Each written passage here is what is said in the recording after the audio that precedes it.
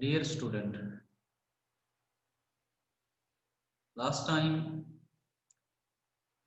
हमने अपनी क्लास में C++ के अंदर टोकन्स स्टार्ट किए थे और उस टाइम मैंने आपको बताया था कि टोकन्स पढ़े बगैर आप C++ प्रोग्रामिंग के अंदर परफेक्शन नहीं पा सकते, क्योंकि टोकन्स आपकी एक तरीके की पूरी ग्रामर है इस लैंग्वेज की। इसलिए हमें टोकन का नॉलेज होना बहुत ही जरूरी है। लास्ट टाइम हम डिस्कस कर रहे थे कि टोकन प्रोग्रामिंग की सबसे छोटी यूनिट को टोकन कहते हैं। टोकन को हमने 7 कैटेगरी में डिवाइड किया था। उस 7 कैटेगरी में से सबसे पहले हमने कीवर्ड्स डिस्कस किए थे और उस टाइम डिस्कस किया था कि कीवर्ड जो है C++ में कीवर्ड 32 से ज़्यादा कीवर्ड्स होते हैं और फिर हमने एक एक करके सारे कीवर्ड्स के नाम लिखे थे। और मैंने आपको बताया था कि कीवर्ड्स वे मैजिक वर्ड होते हैं जिसमें हर वर्ड का अपना एक मीनिंग होता है। जब भी आप कोई कीवर्ड यूज करते हो तो कोई ना कोई आपका पर्पस जो है जरूर उससे पूरा होता है। तो लास्ट टाइम हमने जो डिस्कशन रखा था उसे मैं एक बार फिर से थोड़ा सा ज़्यादा डिटेल में नहीं जाऊंगा, क्योंकि मैं डिस्कस ऑलरेडी कर चुका हूँ। ज़्यादा डिटेल में न जाकर के मैं शॉर्ट डिस्क्रिप्शन दूंगा, क्योंकि कल मैंने इसके बारे में डिस्कस किया था डिटेल से। कल हमने टॉपिक स्टार्ट किया था टोकन, और टोकन में मैंने आपको बताया था कि जिस तरीके से आप कोई लैंग्वेज सीखते हो, जिस तरीके से आप कोई लैंग्वेज जब सीखते हो तो उस लैंग्वेज में आप उसकी ग्रामर को पढ़ते हो। आपको हिंदी सीखनी है तो आप उसकी ग्रामर, व्याकरण बोलते हो, आप उसको सीखते हो। इंग्लिश जब पढ़ते हो तो आप इंग्लिश की ग्रामर पढ़ते हो। ग्रामर पढ़ने का जो मेन पर्पज है वो क्या है? ताकि आप उस लैंग्वेज के अंदर परफेक्ट हो जाओ, है ना। इसलिए तो ग्रामर पढ़ी जाती है, ताकि आप क्या हो सको, उस लैंग्वेज के अंदर परफेक्ट हो जाओ। तो इसी तरीके से हम क्या पढ़ते हैं, C++ भी एक लैंग्वेज है, इसको सीखने के लिए हम टोकन पढ़ते हैं। और टोकन में मैंने डिस्कस किया था कि जो प्रोग्रामिंग की सबसे छोटी यूनिट है उसे हम क्या कहते हैं, टोकन कहते हैं। इसकी डेफिनेशन में आज जो है वो कल वाला वीडियो जो वो अपलोड कर दूंगा मैं, है ना।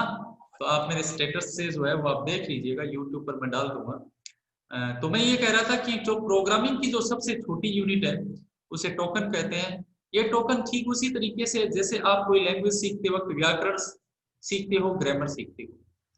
फिर मैंने आपको बताया था कि C++ के अंदर जो टोकन है वो 7 टाइप्स के होते हैं, जिसमें से मैंने सबसे पहला टोकन कीवर्ड डिस्कस कर दिया था।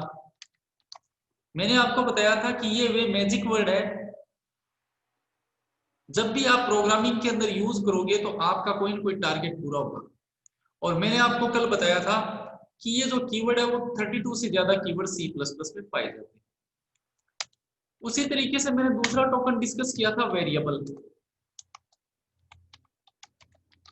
दूसरा कीवर्ड डिस्कस किया था वेरिएबल, जिसमें मैंने ये बताया था कि प्रोग्राम के अंदर जब आप C++ के अंदर प्रोग्राम बनाना स्टार्ट करोगे तो आपको डेटा की जरूरत पड़ेगी।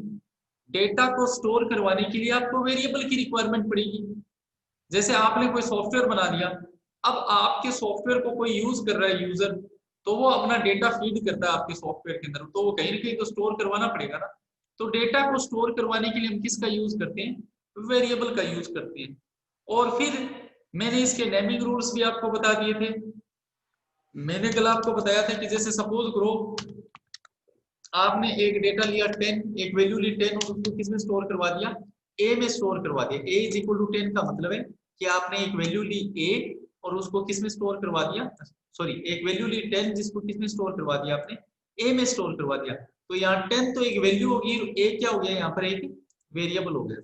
तो कल मैंने आपको इस तरीके से वेरिएबल के कुछ रूल्स बताए थे कि आप वेरिएबल के जो नाम है उसमें मैक्सिमम कितनी लेंथ ले सकते हो, 32 लेंथ ले सकते हो। जैसे मैंने कल बताया था कि जैसे आपने लिखा एम्प्लॉय सैलरी,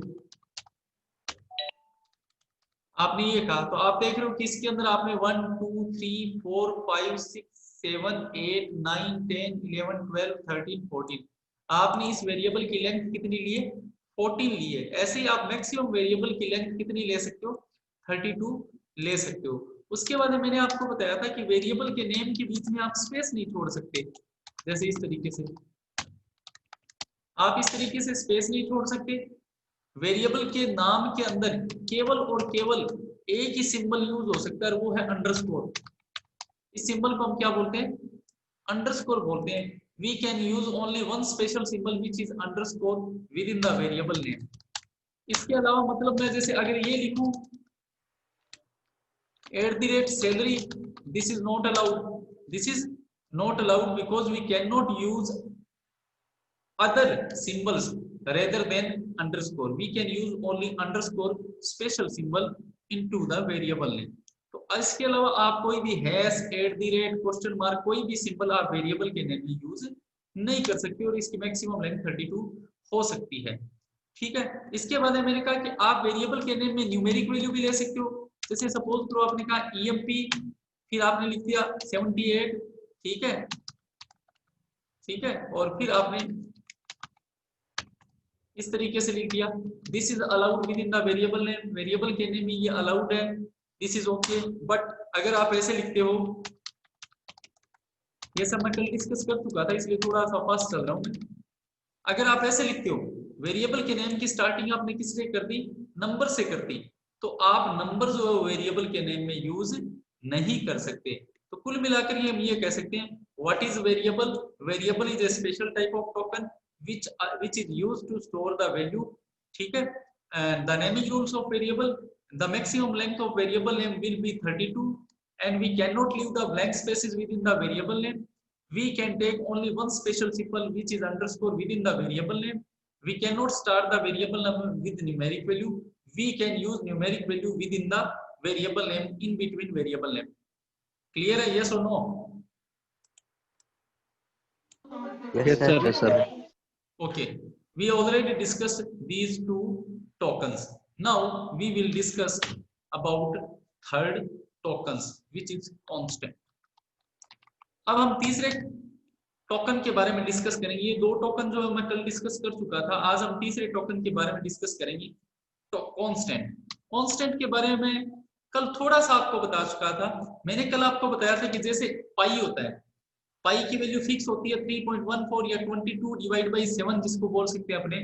पाई क्या है? एक फिक्स वैल्यू है। पाई की वैल्यू कभी भी चेंज नहीं होती। इसका मतलब पाई क्या है? एक कांस्टेंट है। हिंदी में इसको अचर बोल देते हैं। ठीक है, तो पाई क्या है? एक कांस्टेंट है। तो कांस्टेंट के लिए आप ये कहोगे कि कांस्टेंट में वैल्यू होती है जो कभी भी चेंज नहीं होती। कल मैंने इसकी डेफिनेशन बताई थी कि constant does not change during the execution of the program. Constant does not change during the execution of the program. इसका मतलब ये हो गया कि अगर आपने प्रोग्राम में कोई कांस्टेंट वैल्यू ली है तो आप प्रोग्राम को रन कराओगे, चाहे आप 50 बार रन कराओ, चाहे कितनी बार भी रन कराओ, कांस्टेंट की वैल्यू हमेशा फिक्स होती है। कांस्टेंट की वैल्यू चेंज नहीं हो सकती। इसको समझाने के लिए मैं आपको आगे बता रहा हूं कि हम C++ के अंदर कांस्टेंट दो तरीके से बना सकते हैं। हम C++ के अंदर कांस्टेंट कितने तरीके से बना सकते हैं? दो तरीके से बना सकते हैं। पहला तरीका है by using the const keyword. मैंने जब कीवर्ड बताया था तो उसमें एक वर्ड ये भी लिखा था, एक वर्ड ये भी लिखा था, मैजिक वर्ड const। और दूसरा by using the hash define pre processor directive. ठीक है, आप C++ प्रोग्राम के अंदर कांस्टेंट दो तरीके से बना सकते हैं, const कीवर्ड का यूज करके और हैश डिफाइन प्री प्रोसेसर का डिस्कस करके। ये बहुत आगे की एडवांस बातें हैं, लेकिन यहाँ पर चूंकि आ चुका है तो इसलिए मैं हल्का सा डिस्कस करूंगा। सपोज करो कि आपने एक वेरिएबल लिया, C++ के प्रोग्राम में एक वेरिएबल लिया और उसके अंदर वैल्यू डाली 10। तो मैंने आपको एक चीज और बताई थी कल कि जब भी आप कोई वेरिएबल लेते हो, अपने वेरिएबल का नाम क्या लिया, ए लिया है, तो ए नाम की कंप्यूटर की मेमोरी में क्या बन जाएगी, एक लोकेशन बन जाएगी। जब भी आप कोई वेरिएबल का नाम लोगे तो उस नाम की मेमोरी में क्या बन जाएगी, एक जगह बन जाएगी। जैसे ए नाम की मेमोरी में एक जगह रिजर्व होगी और उसके अंदर क्या स्टोर करवा दिया आपने, 10 स्टोर करवा दिया। अब आपने उसके बाद में वापस प्रोग्राम में लिखा a इज इक्वल टू 20। इसका मतलब पहले आपने a के अंदर 10 डाल रखा था, अब a के अंदर क्या आ गया, 20। तो वो जो जगह a नाम की जगह जिसमें पहले 10 था वो हट जाएगा और उसकी जगह क्या आ जाएगा, 20 आ जाएगा। इसका मतलब यहाँ पर a क्या है, वेरिएबल है, और आप इसकी वैल्यू को क्या कर सकते हो, चेंज कर सकते हो। इसका मतलब वेरिएबल जो है वो चेंज हो सकता है, कांस्टेंट चेंज नहीं होता। अब मान लो इसी को मुझे कांस्टेंट बनाना पड़े तो मैं क्या यूज करूंगा, कॉन्स्ट कीवर्ड का यूज करूंगा। ऐसा करने से ये क्या बन जाएगा, अभी मैंने आपको डेटा टाइप बताया नहीं है तो मैं एक डेटा टाइप डिस्कस कर देता हूं। अभी आप डेटा टाइप को भूल जाओ, सपोज कर लो कि ये है ही नहीं। मैंने ए नाम का जो वेरिएबल बना हुआ था उसमें क्या लगा दिया, कॉन्स्ट कीवर्ड लगा दिया। तो अब ए जो है वो वेरिएबल नहीं रहा बल्कि क्या बन गया, कांस्टेंट बन गया, जिसके अंदर वैल्यू क्या स्टोर है, 10 स्टोर है। इसका मतलब ए अब कोई वेरिएबल नहीं है बल्कि क्या बन गया, कांस्टेंट बन गया, जिसके अंदर वैल्यू क्या है, 10 है। अब ए नाम की जगह बनी जिसमें क्या स्टोर हो गया, 10। अब आप ए इज इक्वल टू 20 स्टोर करवाते हो तो आपका प्रोग्राम एरर देगा, आपका प्रोग्राम प्रॉब्लम करेगा कि आपने ए के अंदर 20 क्यों डाला है। We can not redefine the constant, हम कांस्टेंट को रीडिफाइन नहीं कर सकते। आप कांस्टेंट के अंदर कोई दूसरी वैल्यू नहीं डाल सकते क्योंकि कांस्टेंट की वैल्यू क्या होती है, फिक्स होती है। आपने एक बार ए को क्या बना दिया, कांस्टेंट बना दिया और उसमें वैल्यू डाल दी 10। इसका मतलब अब पूरे प्रोग्राम के अंदर आप इसकी वैल्यू को चेंज नहीं कर सकते। इसका मतलब अगर आप इसके ए के अंदर कोई दूसरी वैल्यू डालने की कोशिश करोगे, जैसे कि अभी पीछे आप डाल रहे थे लेकिन अब नहीं डाल पाओगे, आपका प्रोग्राम एरर देगा कि कांस्टेंट को रीडिफाइन नहीं किया जा सकता, आप कांस्टेंट के अंदर नई वैल्यू नहीं डाल सकते। तो एक तरीका तो हो गया कांस्टेंट को डिफाइन करने का, ये कांस्ट कीवर्ड का यूज करके। और दूसरा है हैश डिफाइन का यूज करके, प्री प्रोसेसर डायरेक्टिव का यूज करके। ये बहुत आगे की बातें हैं जिसको हम बाद में डिस्कस करेंगे। तो कांस्टेंट वे वैल्यूज होती है जो प्रोग्राम के दौरान चेंज नहीं होती, ठीक है। कांस्टेंट फिक्स वैल्यू देती है जो चेंज नहीं होती। अब कांस्टेंट कितने टाइप के होते हैं, ये सारी चीजें जो मैं आपको बता रहा हूँ ना, ये आपको हो सकता है थ्योरेटिकल लगे लेकिन ये बहुत ही इंपॉर्टेंट चीजें हैं। इनको समझने बगैर आप प्रोग्रामिंग में आगे नहीं बढ़ सकते।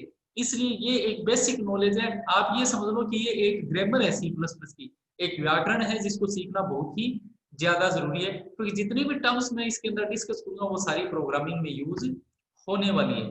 तो उसके बाद अगर हम डिस्कस करें कि ये जो कांस्टेंट है ये कितने टाइप के होते हैं, तो आप यहाँ पर ये कहोगे, अगर मैं टाइप्स की बात करूं कांस्टेंट के, अगर मैं टाइप की बात करूं तो कांस्टेंट जो है वो 4 टाइप्स के होते हैं। कितने टाइप्स के होते हैं, 4 टाइप्स के होते हैं। Number 1 integer constant, number 2 float या इसको बोल सकते हैं फ्लोटिंग पॉइंट कांस्टेंट, या फिर इसको एक वर्ड और बोलते हैं real constant, floating point constant. उसके बाद है number 3 character constant, and number 4 string constant. There are 4 types of constant available in C++. First one is integer constant, second one is floating point, or we can say that real constant, third one is character constant, and fourth is string constant. There are 4 types of constant into C++. अब इनके हम one by one study करेंगे। सबसे पहले अगर मैं discuss करूं integer constant का, सबसे पहले हम किसका डिस्कस कर रहे हैं, इंटीजर कांस्टेंट। इंटीजर हिंदी में इसको बोलते हैं पूर्णांक। इंटीजर क्या होता है, ऐसी वैल्यू जिसमें डेसिमल पॉइंट नहीं होता, ऐसी वैल्यू जिसमें पॉइंट नहीं होता उसे क्या बोलते हैं, इंटीजर बोलते हैं। इंटीजर वैल्यू वे वैल्यू होती है जिनके अंदर क्या नहीं होता, पॉइंट नहीं होता, ठीक है। फॉर एग्जांपल जैसे 2.5 2.3, तो ये पॉइंट वाली वैल्यू, इसका मतलब ये इंटीजर नहीं है। तो बिना पॉइंट वाली वैल्यू क्या होती है, इंटीजर कांस्टेंट होती है। तो आप यहाँ पर लिखोगे a constant without decimal point, यहाँ पर देखो मैं वर्ड यूज कर रहा हूँ डेसिमल पॉइंट, मतलब ये जो डेसिमल हिंदी में बोलते हैं इसको दशमलव बिंदु, तो a constant without decimal point, ऐसा कांस्टेंट जिसके अंदर डेसिमल पॉइंट नहीं होता इज कॉल्ड इंटीजर कांस्टेंट। ठीक है, a constant without decimal point, बिना डेसिमल पॉइंट वाला जो कांस्टेंट है उसको हम क्या बोलते हैं, इंटीजर कांस्टेंट बोलते हैं। अब इंटीजर कांस्टेंट की भी क्या होती है, सब कैटेगरी होती है। इंटीजर कांस्टेंट की भी क्या होती है, सब कैटेगरी होती है। अगर मैं इन सब कैटेगरी की बात करूं तो इंटीजर कांस्टेंट को भी हम क्या करते हैं, 3 कैटेगरी में डिवाइड करते हैं। ठीक है, इंटीजर कांस्टेंट की भी क्या होती है, 3 टाइप्स होते हैं। सबसे पहले कांस्टेंट, कांस्टेंट के अंदर इंटीजर कांस्टेंट बिना डेसिमल पॉइंट वाला constant, integer constant, integer constant 3 types का होता है। अब वो 3 टाइप्स कौन कौन से हैं, सबसे पहले होता है आपका decimal constant, decimal integer constant या decimal integer constant. second one is octal decimal constant, octal integer constant. Third one is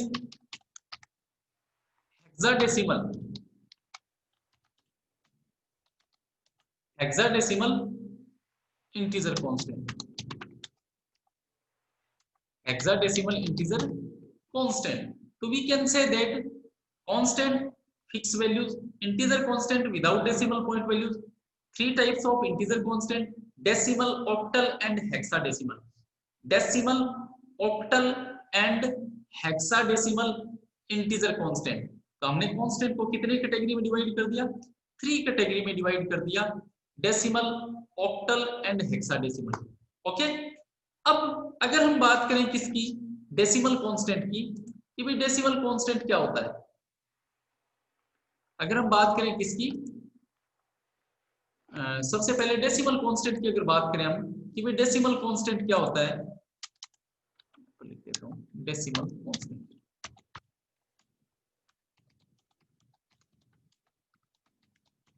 decimal constant, तो डेसिमल कांस्टेंट के लिए आप ये कहोगे ऐसा कांस्टेंट जिसमें 0 से 8 तक के डिजिट होते हैं। ऐसा कांस्टेंट जिसमें कितने होते हैं, कितने डिजिट होते हैं, 0 से 8 डिजिट्स पाए जाते हैं। ऐसा कांस्टेंट जिसमें कितने डिजिट पाए जाते हैं, 0 से लेकर 8 तक के डिजिट पाए जाते हैं, उसे हम क्या बोलते हैं, डेसिमल कांस्टेंट कहते हैं। फॉर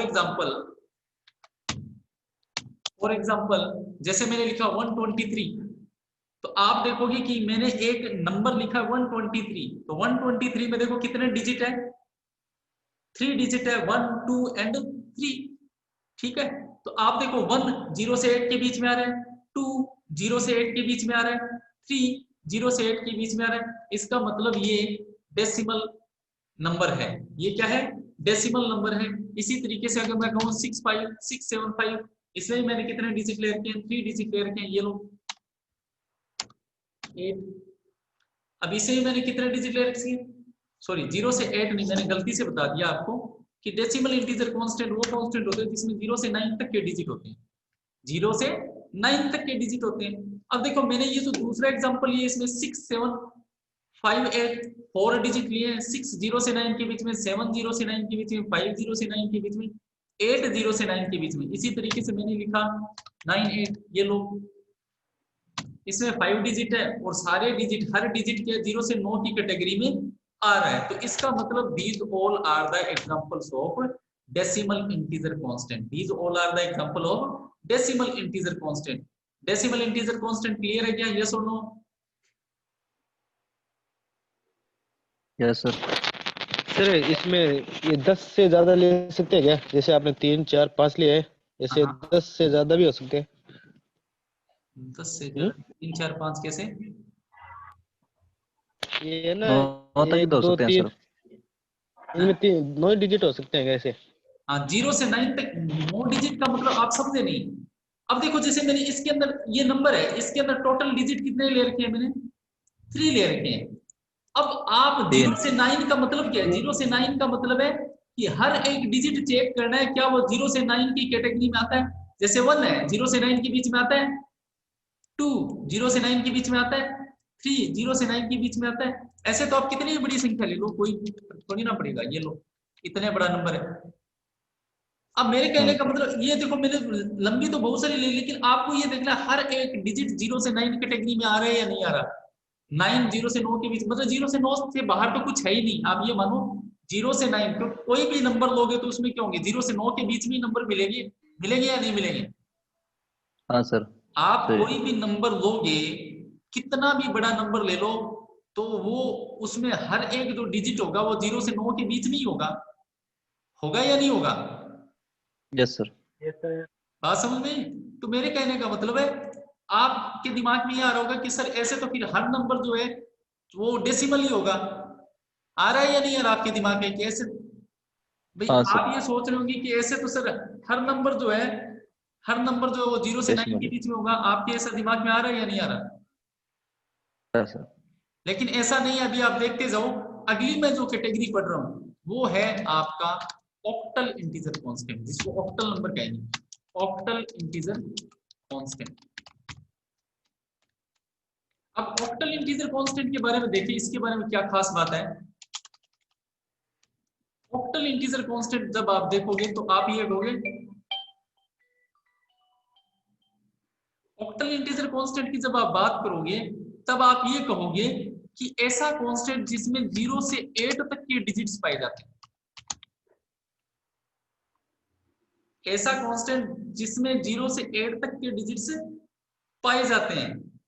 और एक और है इसकी जो अपने मेन निशानी है वो क्या आएगी, ऐसा कांस्टेंट जिसमें 0 से 8 तक के डिजिट पाए जाते हैं। और दूसरी बात है कि जिसकी स्टार्टिंग स्टार्ट विद 0, और जिसकी स्टार्टिंग किससे हो, ऐसा नंबर जिसकी स्टार्टिंग किससे हो, 0 से हो, और जिसमें 0 से 8 तक के डिजिट पाए जाते हैं, उसे हम ऑक्टल नंबर कहेंगे। ऑक्टल नंबर कौन सा नंबर होगा, ऐसा नंबर जिसकी स्टार्टिंग किससे हो, पहली बात हो जिसकी स्टार्टिंग किससे हो, 0 से हो, और जिसमें 0 से 8 तक के डिजिट पाए जाए, उसे क्या कहेंगे, ऑक्टल नंबर कहेंगे। फॉर एग्जाम्पल,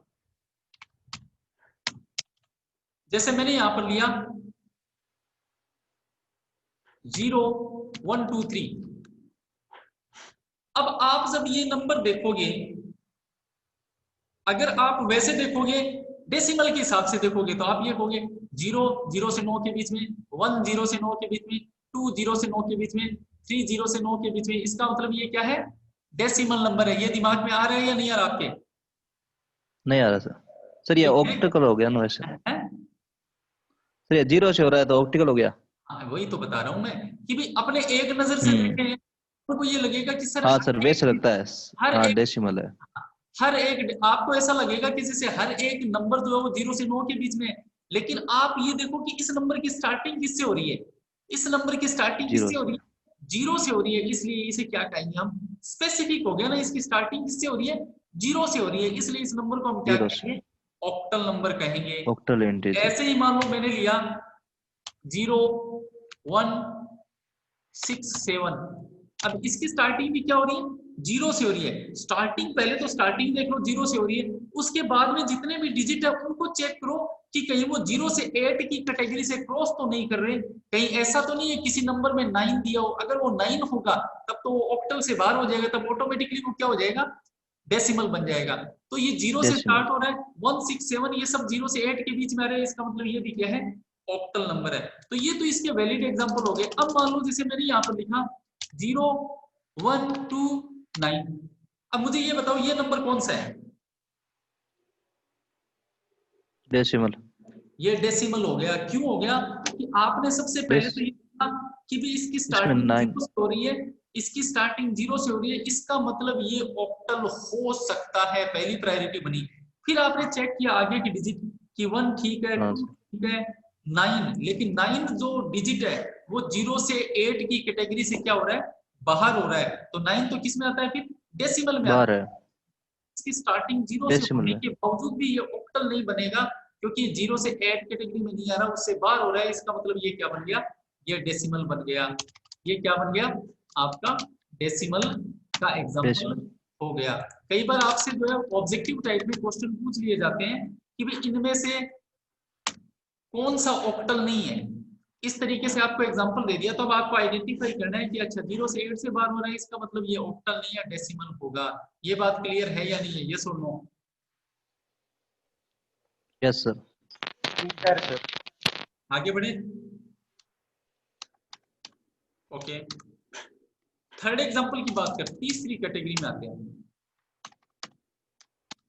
तीसरी कैटेगरी है हेक्साडेसिमल।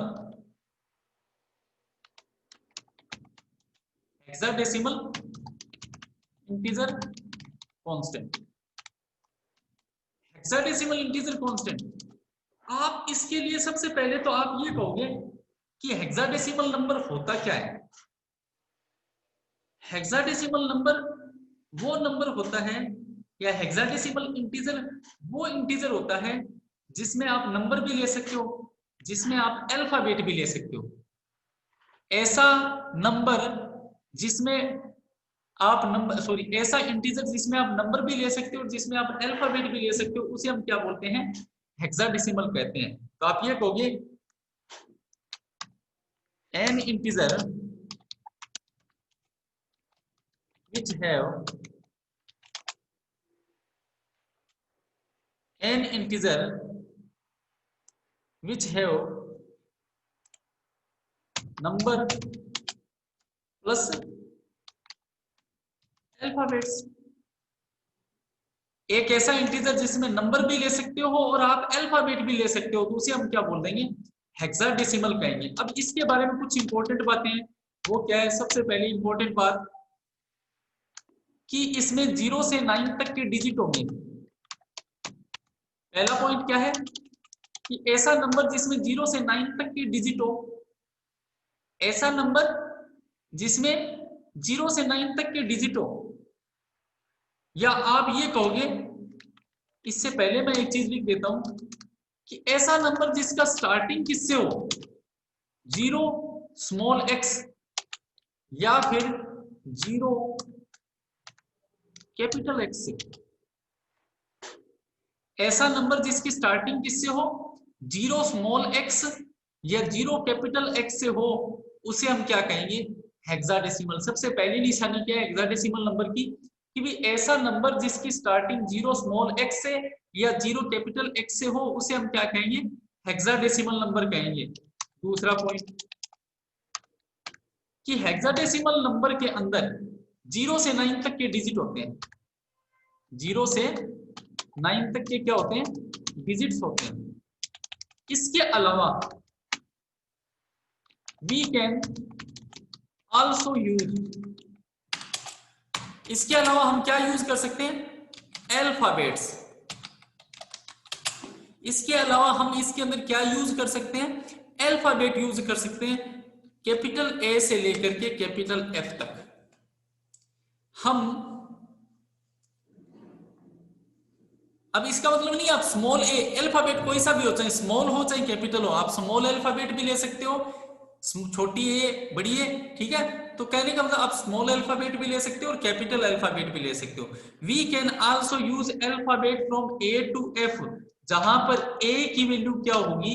11 होगी, बी की वैल्यू 12 होगी, सी की वैल्यू 13 होगी, ठीक है, और डी की वैल्यू 14 होगी, ई की वैल्यू 15 होगी और एफ की वैल्यू 16 होगी। थोड़ा सा मैंने गलत ले लिया यहाँ पर क्या गलत ले लिया बताओ? मैंने क्या गलत लिया है बताओ, क्या गलत है इसमें?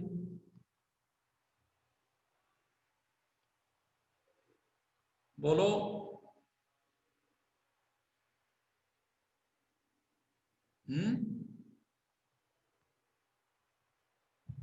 आपको मैंने ये जो वैल्यू बताई है, इसमें क्या गड़बड़ लग रही है? आपको कुछ गड़बड़ लग रही है क्या? हाँ सर। क्या गड़बड़ है बताओ? सर इसमें 9 तक ही डिजिट ले सकते हैं, हाँ तो इसमें 11 12 हाँ हैं? इसमें 11 12 13 ले सके, इसमें हम डिजिट 9 तक ही तो ले सकते हैं सर। हाँ ये गलत लगी सर, और तो कुछ देखो एक्चुअल में क्या है, देखो 0 से 9 तक के तो नंबर ही हो गए सीधे, 0 से 9 तक, तो फिर 10 कहाँ गया? क्वेश्चन ये बनता है 10 कहाँ गया? समझ में हाँ आई क्या मेरी बात? 10 कहाँ गया? तो इसलिए a की वैल्यू क्या होगी? 10 होगी। 10 a की वैल्यू क्या होगी? 10 होगी। 10 हो गया, वैल्यू क्या होगी? 11। c की वैल्यू 12, 12 की वैल्यू 13, e की वैल्यू 14 और f की वैल्यू क्या होगी? 15। तो डिजिट टोटल हेक्साडेसिमल का मतलब होता है 16। हेक्साडेसिमल का मतलब क्या होता है? 16। तो टोटल 16 16। हो रहे हैं या नहीं हो रहे? 0 से 9 तक 10 हो गए, हाँ सर। हो गए ना 16 टोटल। तो मेरे कहने का मतलब यहां पर मैं आपको भी एग्जांपल के थ्रू समझाऊंगा कि भाई ऐसा नंबर जिसकी स्टार्टिंग किससे हो? 0 स्मॉल x या 0 कैपिटल x से हो, और ऐसा नंबर जिसमें 0 से 9 तक के डिजिट हो, उससे हम क्या कह सकते हैं? हेक्साडेसिमल कह सकते हैं। जैसे इन दोनों को समझाने के लिए, इन दोनों ऊपर वाले पॉइंट को समझाने के लिए मैंने जैसे लिख दिया 0 स्मॉल x, ठीक है, 87, या फिर ऐसे लिख दिया 987। तो आप देख रहे हो इसकी स्टार्टिंग किससे हो रही है? 0 स्मॉल x से हो रही है। इसका मतलब ये क्या है? हेक्साडेसिमल नंबर है। ऐसे मैंने हेक्साडेसिमल है। 0x1278। तो आप क्या कहोगे कि इसकी स्टार्टिंग किससे हो रही है? 0 स्मॉल कैपिटल x से हो रही है। इसका मतलब ये हेक्साडेसिमल नंबर है। तो आप देख रहे हो कि मैंने इसके अंदर ऊपर वाले दो पॉइंट इंक्लूड किए हैं कि भाई मैंने यहाँ पर क्या लिया है? 0 स्मॉल x या 0 कैपिटल x का यूज करते हुए 0 से 9 तक के डिजिट इसमें यूज किए हैं। अगर मैं तीसरे पॉइंट की बात करूं, इसका एग्जांपल अगर अपने लें, अगर मैं इसका एग्जांपल लूं, जैसे मैंने इसका एग्जांपल लिया, मैंने यहां पर कहा 0 स्मॉल x, स्टार्ट तो अपने को इससे ही करना है, 0 स्मॉल x a b। मैंने क्या लिख दिया? 0 स्मॉल x a b। अब मुझे बताओ इसका मतलब क्या है?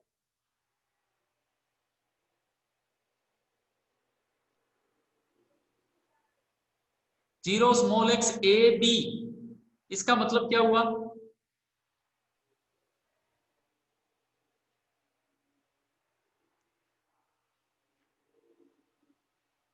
बोलो। अभी मैंने a का मतलब क्या बता रखा है?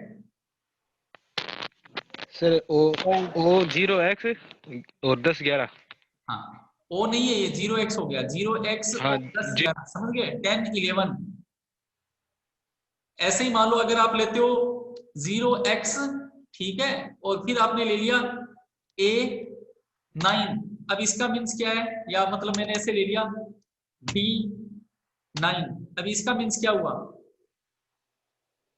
b क्या है? 13 9। 13 9। बात समझ में आई मेरी?